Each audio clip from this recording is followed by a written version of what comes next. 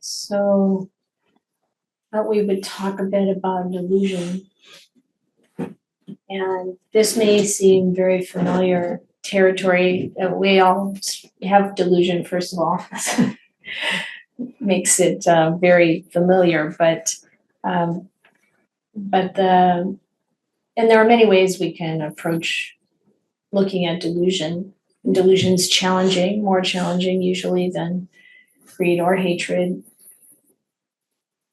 Although there's an interesting kind of seems like phenomenon there. Like I've heard some teachers say, yeah, hatred is easiest to get rid of, because it's easy to tell that you're feeling hatred or aversion. And but I think actually it's because they're not anger types. Character, maybe their character tends more towards the greed side. In the Visuddhimagga, it talks about these different character types, and you might notice yourself being having more of a tendency towards aversion or anger or desire or delusion. And delusion underlies both other kinds as well of distortions or poisons, defilements, kilesas. But it also has its own qualities, and sometimes people ask, well, given that it's delusion, how do you know it's there? And I thought I would talk about the four distortions of mind, view, and perception, the vipallasa, as a way to help us recognize when we're not seeing things clearly, when we're deluded. This is one kind of approach. So I'm going to share the screen. It's going to take me a second to get there. Yes, Martin? So you said that you don't think that anger is easier to get rid of than delusion. I think it depends on your character type. But isn't anger rooted in delusion? Let me try this again. What I meant was that between greed and hatred, some people will say hatred is the easiest one to get rid of. And yes, your question is correct. They are both predicated on delusion, greed and hatred, because without delusion, you just wouldn't have any motivation, or it wouldn't arise. Greed wouldn't arise, hatred wouldn't arise ultimately. But there is also this kind of idea that we have a propensity towards one of these three more than the others, perhaps. Even though delusion underlies greed and hatred, it's more like what our challenges are more pronounced as greed, more pronounced as hatred, or delusion. Did that make sense? Yeah. Okay. Okay, so this is the Vipallasa Sutta, the four distortions. It's from the Anguttara Nikaya in the Book of Force, number 49. And it's very simple. We take impermanence, things that are impermanent, to be permanent. We take what's suffering as happiness. We think it's happiness when it's really suffering, or we think something is self or belongs to self and it's not self. Or we think something's ugly. We think something's beautiful that actually is ugly. Or maybe another way to put it is we see the beautiful, we don't see the non-beautiful part of it.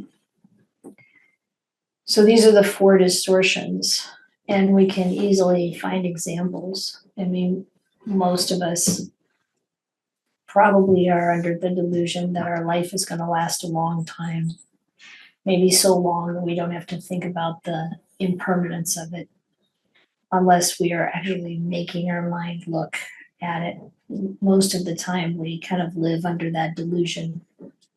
Or we might think that something we have or something that we'll gain brings happiness, when actually it brings also a lot of suffering. You can just about name anything that we might feel we possess and see that that's the case. And then this idea of possession, if we take that you know, sense of self as the basis for our understanding of life and the world, then we're going to be disappointed, or we're going to see at some point that there's no way we can own anything. Actually, there's no way that even this body and mind are some kind of solid self that can exist without dependence on conditions that are constantly changing. So it's like this is the common way we think we are something or we have something that actually is outside of our control to be or to have. And something like beauty and ugliness, one thing that's easy for me to notice in this regard is, like some people see a woman with a shaved head and they think it's really ugly, or they may think it's really beautiful. And it's, it depends on their perceptions and what they relate it to. When I was starting to be around monks and nuns a lot, I just felt like, wow, the shaved head is so beautiful. It just has all this relationship to the Dhamma and the wonderful teachings and practices and things I was experiencing. And then after I took robes and I was walking through a park near where I was living, this man came up to me and was walking near me, talking to me, and he was talking about what a shame it was that I wasn't basically available for sex. That it was so awful to, for me, oh, you're not an ugly person, having the shaved head, and this is such a shame, such a sad thing. And I'm like, wow, you just totally on a different track. So it's like, whether you think it's beautiful or ugly is really within our perception of, and these are distortions of perception, mind, and view that the Buddha identified. And we look at the verses here. He says, perceiving impermanence as permanence, suffering as happiness, not self as self, and ugliness as beauty. Sentient beings are ruined by wrong view, deranged out of their minds. And the Buddha takes, especially when he looks at sensual pleasures, takes it to the furthest degree of seeing that this is the basis of wars, this is the basis of, arguments within the family, this is the basis of so much of our problems. We really are out of our mind when we're trying to gain or trying to harm. And he says we're yoked by Mara's yoke. We're caught up in the world, bound to the world. These people find no sanctuary from the yoke. Sentient beings continue to transmigrate with ongoing birth and death. But when the Buddhas arise in the world, those beacons reveal this teaching that leads to the stilling of suffering. When a wise person hears them, they get their mind back. Seeing impermanence as impermanence, suffering as suffering, not self as not self, and ugliness as ugliness. Taking up right view, they've risen above all suffering. So this is something we can actually practice, whenever we, notice ourselves paying attention to something, whether it's something we see, hear, taste, touch, smell, think, feel. We can notice whether is this permanent or not? The typical reflection on the three characteristics. Is this permanent or not? Can I depend on this? Or is it changing all the time? Even things that we think are quite solid and dependable, like this house, here we are in this house. Feels pretty solid. You can imagine it being a good shelter in the storm, but we can also imagine it burning to the ground. It's very possible. And to, it's like not to become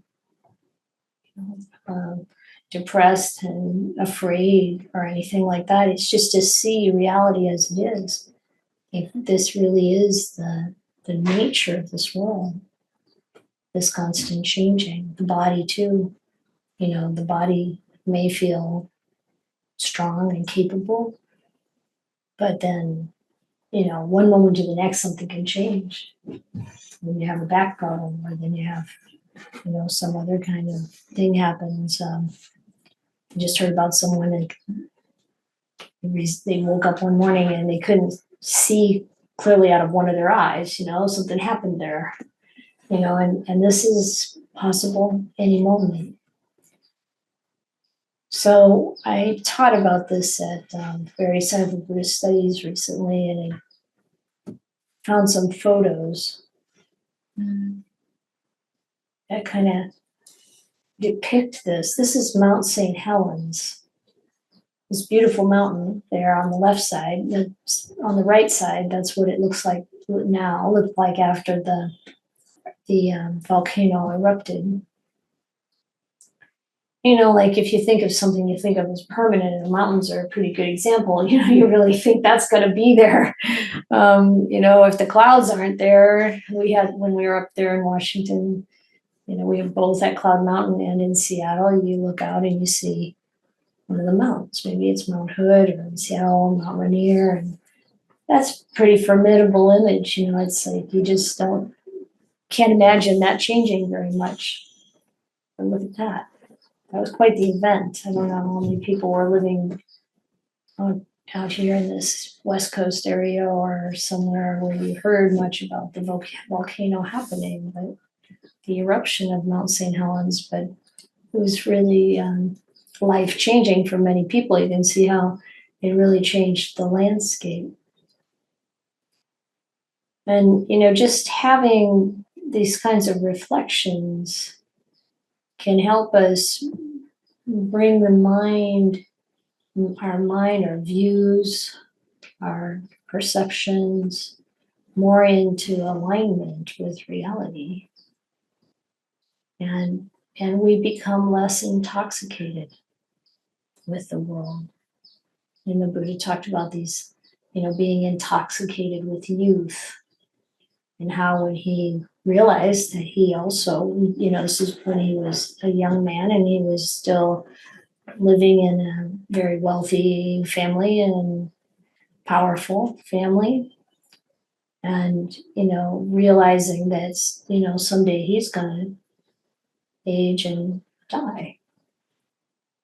And he said then he was no longer intoxicated with youth, because nobody stays young. I know people, you probably do too, who work really hard to appear to be young. We have one friend who's in the late 70s, I think, and looks amazingly young, but when, this came up in discussion, they said, yeah, I work very hard to make that happen. It's a lot of effort goes into this. And it's a losing battle, clearly. And so the Buddha lost his intoxication with youth. And he also lost his intoxication with health and his intoxication with wealth. You can see how, we may feel like we've got things well in place, but you never know what happens to the wealth. It's certainly not reliable. And his intoxication with life, because he would also someday die. And it's like, because of that sobering up, he sought the holy life. He sought the way out of suffering. So this is intended to be encouragement for us, to really recognize how unstable things are. And I think one practice that I've really found beneficial is changing the way I speak to include the impermanence of things. So, you know, to really think about, you know, if I say, I'll be there Thursday, you know, do I know that? I'll try to be there Thursday, or I plan to be there Thursday, you know, but I heard that Ajahn Chah said, you know, we should incorporate the reality of impermanence in our very speech, you know, like we can have all the plans, but in a hot minute, it could be gone. And we're doing something else. You know? And it's sometimes when things like that happen, the sobering up of the mind feels very good, solid. There's an integrity about it that can be very inspiring, even when things are turning in a way that we wouldn't want them to go. We hadn't expected them to go, but that direct of experience of the reality of things can be actually very encouraging and inspiring. It's sobering. It's good to be sober in that way that, you know, this is reality. And then what is it when we think something's pleasant but it's actually painful? Well, I don't know if you've ever been in this condition or have seen others in this condition, but you know, it's something that's glorified in our society. You know, how nice it is to have, you know, some alcohol and feel like you don't have to have all your inhibitions in place and can be kind of mindless. But then there's maybe various kinds of negative outcomes. And so when we recognize the actual the fact, you know, when we're working with delusion, and if it's hard to see how our perceptions and views are deluded, then just like if I think this thing that's happening is so pleasant, so pleasurable, what am I not taking into account? Or if I think this person that I've met is so wonderful, I can't see any flaws, there's something we're not taking into account. And it goes the opposite way too. You know, somebody that we feel angry with or resentful about, you know, we can't think of one thing that this is good about this person. We're suffering from delusion. Because everything in this world has both sides. There's always a downside. Nothing is in this world is completely good or bad. So we need to remember that. Sometimes people get disillusioned about the Dhamma because a teacher they're following behaves inappropriately.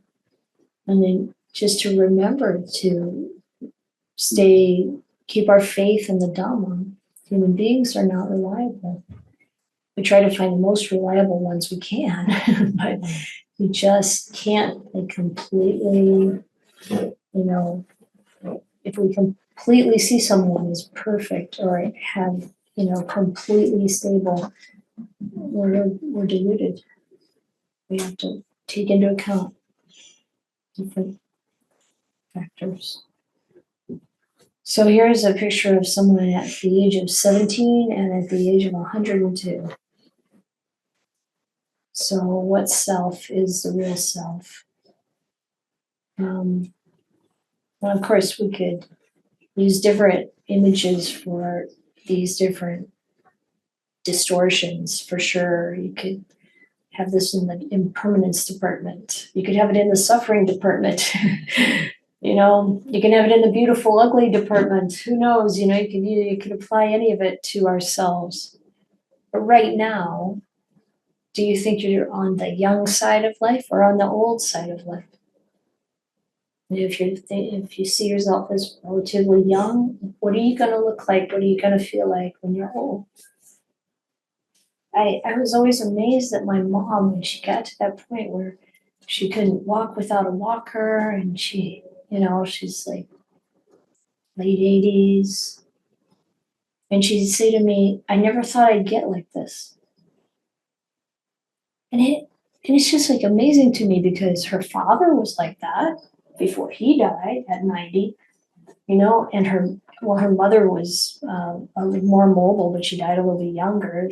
She was 84, I think, when she passed away. But, you know, it's like, I never thought I'd get like this. What do we think is going to happen? You know, I think it's good to reflect. And if we feel like we're on the old side, you know, we can think back to when we were young. What were the pictures? What are the pictures in your mind of you as a young person? Is that the real you? Is this the real you? We're constantly changing. And the idea that, okay, on a conventional level, there's you're here or wherever, you know, you're listening to this or whatever. But, you know, that body mind system is a process that's constantly changing.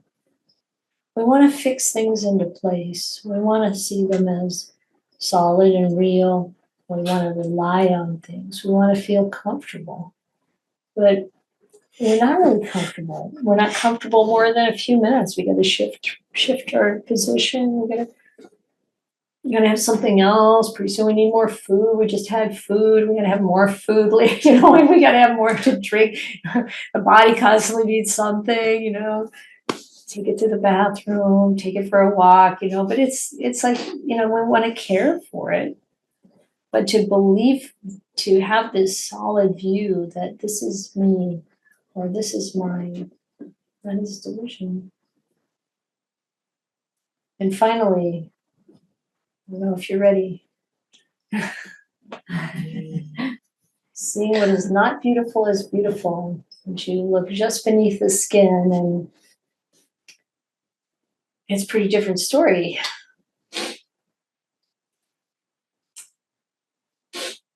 So a few of us went to see the Body Worlds exhibit, and this image on the right might be something like that. You know, just what is this body? I was reflecting a couple days ago on all the living beings inside this body, microbes, and you know, it's like, if I think about it, it's pretty, yeah. You know what I mean? Why am I carrying this around? You know, so and of course, as soon as the life force leaves it, then all those critters take over and start devouring it. You know, it's like, you know, is this beautiful? We might admire how someone looks or how we look in the mirror. You can see the beautiful dancers. You know, you see, you know, people doing things with so much grace and, you know, feeling, and, you know, it sparks something in us. But, you know, if we leave it at that, there's some delusion there. And, you know, to really reflect on what's really there is sobering, helpful.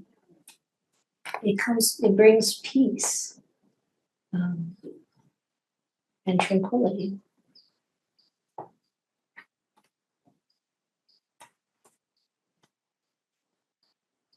So I'm interested in hearing if anyone has any questions or comments.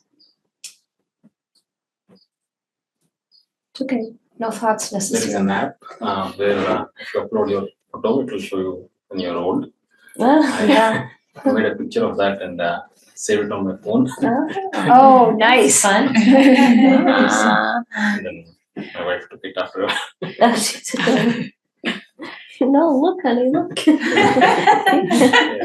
I'll do yours now. She's like, no. When I work in a hospital, we see this time and again. Body's fine 2 days and then it's broken in trauma. It's surreal in a way. It has its beauty to it too because everything is so impermanent and so Yeah. fragile. And it's not repulsive as much because I've seen it so much Yes. over time. But it's a good reminder that, life can change very fast and very swift. And sobering also. Yeah, yeah. Could you hear Pia? No. Some yes, some no. Little yes, a little bit. Pia was just reflecting on, she works in a hospital. And you see people over and over again with bodies that are fine and then they're broken one way or another. And she said there's something beautiful in it also, the impermanence, but it's very sobering. And she says it's not so repulsive because you see it so many times. And it's just, yeah, it's sobering. It's like and it is precious. And it's when we realize that we're going to die, we live our life much more fully. We do what we feel is important to do. And we clean up our act. That there's a preciousness about this life because of the human capacity to experience spiritual energy, spiritual reality, and bring the kind of spiritual uplift into experience, maybe manifest that in a sense, or be it's like a lightning rod for spiritual experience. We have that capability to reflect on impermanence, suffering, not self, and the unbeautiful. We have this capacity to imagine where we've been and where we're going. We have this ability to reflect on the development of our character. It's an incredibly precious opportunity that doesn't last. It's a wonderful thing to realize. To see the beauty in it and the challenges.